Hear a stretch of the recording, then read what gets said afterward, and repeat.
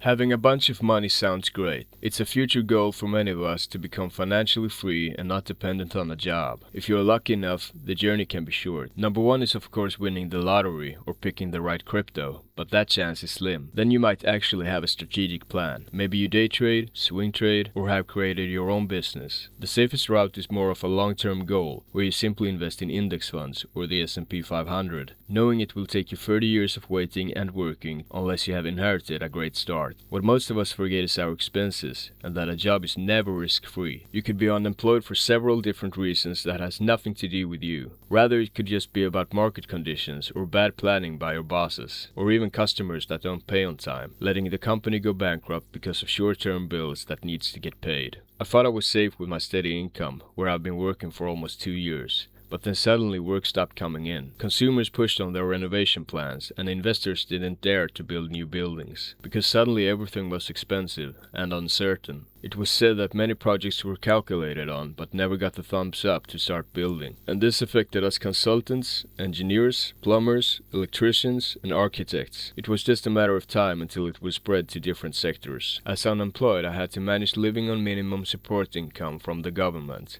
and it was just enough to cover my bills, but not enough to eat. Luckily, I got a kind wife who helped me out. I knew I could not save anything that would make a difference even in the long run with this income. But I could not stop looking at the numbers declining on the house loan, for every month we paid our bills. During the 3 years we have lived in the house, our mortgage cost has gone down from $1,200 a month to $800 a month, a decline of a third in monthly payments. This means that if I were to pay off more on the house, it would become cheaper every year to pay it off even further, and that would mean that even with this low income, at some point I would be able to set money aside to buy my own food, but also start investing again. Now the goal is not to live on support for the rest of my life, but if I ever were to be unemployed again, I would have made sure to pay off my house enough so that I could keep investing on a monthly basis, even on a low income, because of the low monthly payment on the house. I want to be able to live life even when the job market sucks. Many today choose to rent instead of buying a house, and that is understandable, because you do not have to pay for anything that is broken in a rental, or for anything having to do with the building itself, yet you pay the same amount for every month as for a house, but without reparation costs. To be honest, if you find a decent house to buy, those reparation costs won't come as often with a bit of luck. In my case, me and my wife need the space we got in the house to be able to house a family and do all our hobbies, like having a home gym or my music studio. We love spending time at home and want to have most of our interest under our own roof. If we just paid for roof over our heads, we could easily just lower our standards and pick a smaller apartment or one in less condition. I think that is the first step when choosing a home, to really know what you're going to store inside. For us, it's our whole life, and in that case, I'm not just paying for my house to make it cheaper. I also lower the cost of my entire being and lifestyle. It's faster to reach no expenses than $1 million. That for me is my target for financial freedom. Therefore, I will try to pay off as much as I invest. Investments are no guarantee for success, and anything can happen in the world that pushes the goal further out on the timeline, while a loan from the bank has a fixed amount, calculated with a quite steady interest rate. The best thing is that if you pay it off faster, the less interest you pay, since the interest rate is also getting cheaper as the number on the loan goes down. With investing, you have to reach 100k to start speed up the interest. Yet with a paid off house in that price range, your only expense is consumables like food, electricity, gas and water. If you only invest, you still have a house to pay off. And if most of your money goes to investing, you also have paid the most amount in interest rate on your house, because you only pay minimum mortgage. And if your investments are down due to inflation, plus you lose your job, you still have an expensive monthly bill every month on your house. I hope I've made sense in this video, that one has to consider what is the smartest way to save money for you and your life. Everything is easier when you're younger or don't want kids, because then you can always scale down, and then only investing might be the best choice. But if you want to bulletproof your investing schedule, no matter market conditions, to be able to save with a crappy income, then you might want to consider paying off your house more at times when you get more money coming in, to be more secure in bad times, so that you won't have to withdraw your invested amount just to pay bills. Let me know what you think in the comments, and I'll see you in the next video.